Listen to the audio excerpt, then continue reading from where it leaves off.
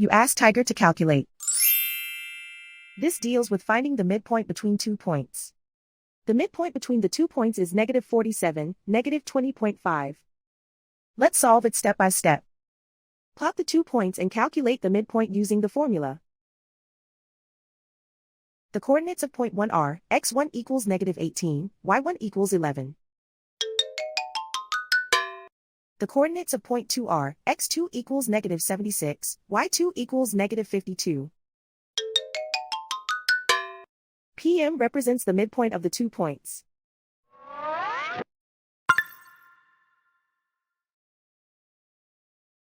Use the x values in the midpoint formula to find the midpoints x. x1 equals -18. x2 equals -76. Simplify the arithmetic.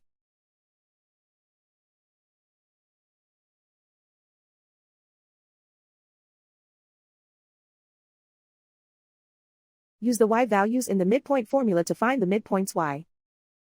y1 equals 11.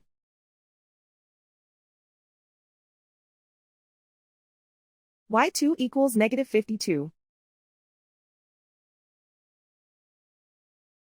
Simplify the arithmetic.